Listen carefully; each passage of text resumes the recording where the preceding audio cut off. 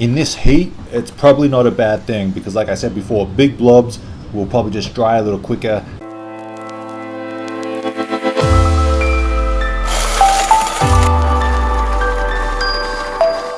G'day viewers, Chris Atkins here and welcome back to my channel, the Car Wash Chronicles. Basically today I'm going to head to a car wash. It's going to be in the San Fernando Valley just to pretty much check it out, review it. I've never been to this car wash before, so I'm very curious on how it works and what it looks like and whether it's well maintained, which is what a car wash is all about. It's having it nice and clean all the time, having it swept up, having all the trash bins emptied, and have everything working, which is the most important thing, because if something's not working, the customers are going to be very annoyed and they're not going to come back. They may even ask for a refund, so you're going to lose some money. So we don't want that to happen, so we're going to go check it out. It's supposed to be a pretty good one from Google, so I'm curious. But come along, let's go check it out and see exactly what it's like.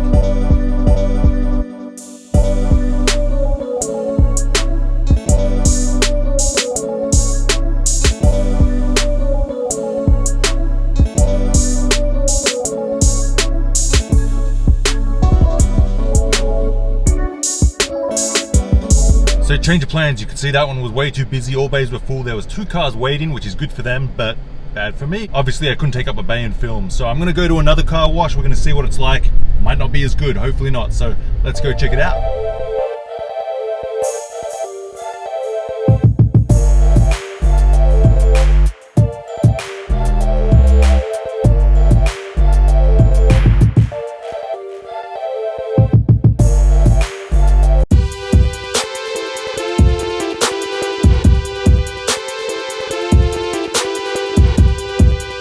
So first impression upon pulling up, it looks pretty good. It's pretty clean, respectable, and they got 3 bill changes, which is amazing. You know, if 1 goes down, still got 2. If 2 goes down, you still got 1. But in this case, they all work. So it looks like this place is very well maintained, and it just shows to me that the current car wash owner takes pride in this car wash and he wants to make it a great car wash for the customers, and that's why he's busy. So let's go ahead and test out. You can see on the faceplate there's a lot of writing. I'm not sure if anyone reads all of that, but it's, I guess, instructions for everything. And it's great because he's got the credit cards, he's got the bill acceptors, and he's got the coins as well. It takes all forms of payment. Like I always say, if the coin gets jammed up, you still got 2 forms of payment. If a bill gets jammed and won't accept the bill anymore, well then you still got the coins and the credit card. And if both forms of cash payment are messed up, well then you still have credit cards. But one thing I noticed is, as soon as it starts, it's pointing right towards your feet where you're standing, which my shoes became wet, and yes, my socks became wet too. So that was annoying. All he has to do is take the gun holder and face it the other way. So, you know, the gun is pointing the other way. But yes, I got wet socks, but no problem. So we're going to test out the tire cleaner. It comes out of what I use as the pre-soak gun.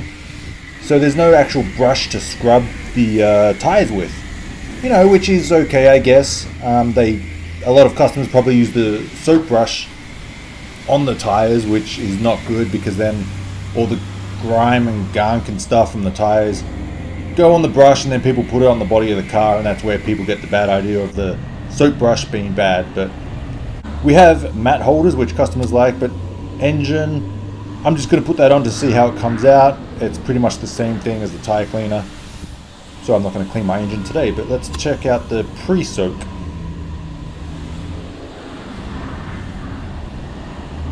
And you can see it's very vibrant, lots of different colors.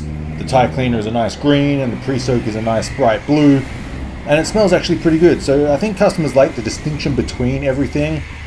If everything just comes out the same, they might be like, well, it's all the same stuff, so they feel a little cheated. But this comes out pretty good, and I can't really complain about it. I think everything was a little watery compared to mine at this car wash, but I think because it was so hot, it's been 100 degrees lately, that if it's too thick, then it dries too quick. But if it's a little more watery in the hot heat, then you can see it's a little more runny and it runs off the car, which is a good thing. It doesn't dry as quick, if that makes sense. So in this case, runny is good. And here I am testing out the high pressure soap. It looks like nothing's coming out because it probably isn't. But then I put it on the body of the truck and I can actually see some coming out.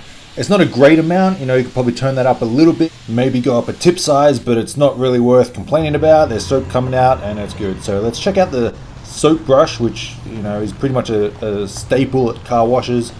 Again, it's coming out a little runny. It's not big blobs, but In this heat, it's probably not a bad thing because, like I said before, big blobs will probably just dry a little quicker, a little more runny. It's going to stay on the car and actually run off the car and take the dirt off with it. Like you can see it running, you know, down the body of the car, and there's a nice close-up shot of the soap and see how it's coming out. So plenty of soap. You know, the current car wash owner isn't too stingy, so I'm gonna, you know, pretty much cover my car in it, and you can see the soap sliding down the side there, and it's just taking all the dirt off with it. So no real complaints about the soap brush, it's all good. So let's go ahead and check out the polish, the tri-foam, which I've always been intrigued with, and if I was going to change something in my car wash, it would probably be to add the tri-foam because it's kind of cool, you know. I think customers want to use it and they will use it a little longer just to wait for it to change color. I sure did.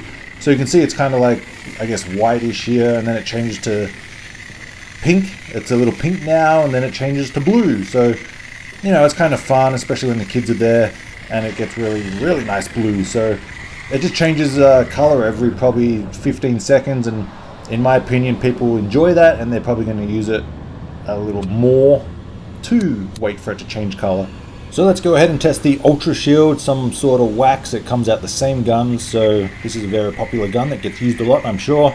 And it's just, you can see it's a lot more watery, which is what it is. You know, wax is a lot more watery, it's not so foamy. You can get foamy ones, but watery ones, you know, I'm used to. That's what I know. So let's go ahead and rinse off the truck, rinse off all the soap. So he's given a lot of soap to the customers, which is great. You know, I can't really complain about anything so far. So what a great car wash this is, and that's why he's busy. It's a great car wash. If it was crappy, he probably wouldn't be as busy. So that's kind of common knowledge there. You just got to know how to build the car wash up to make it really good, how to give a lot of soap, all the adjustments inside with the air and the liquid. It's really not rocket science, but once you learn and master it, well then it adds revenue to your bottom line. Texas edition. And you can see I'm stretching out because I don't want to get my shoes wet. So we've got clear coat, which is another form of wax, I guess. And again, it's a generous amount. It doesn't really look that much here right now, but in person it was a lot more. You can see here on the windshield, it's quite a generous amount of wax coming out. So I can't complain about that. So after the wax, I used the high pressure rinse just to rinse it off. I didn't bother showing that because rinse is boring. And now let's check out the spot-free rinse. And I really like this high pressure rinse. Spot-free rinse. It's a high pressure spot-free rinse. It's probably about 600 psi, whereas mine's 300. So I would much rather the 600, you know. But we got to check out the air dryer, and I could hear straight away it wasn't working right. It's like 10% blowing air, or barely nothing. So that's probably a simple fix. Just change out a motor or whatever the issue is. So let's check the vacuums. Let's check it out. $1.25 for 4 minutes. I think I put in $1.50.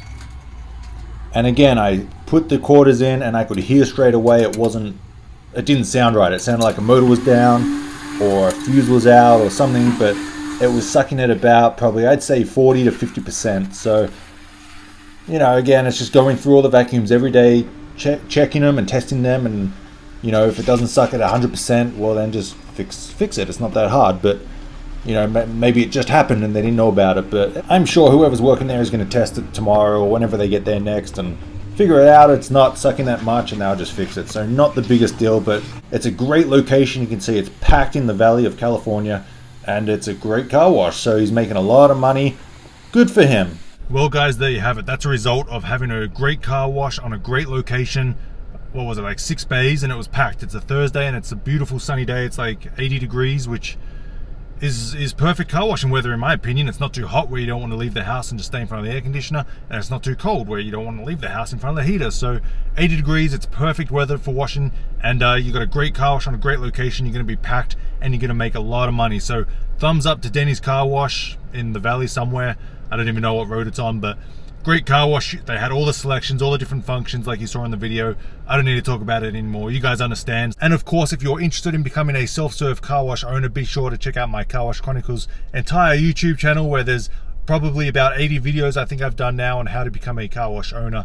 So be sure to do that. But thanks for watching, guys. Chris Atkins with the Car Wash Chronicles. See you all next time.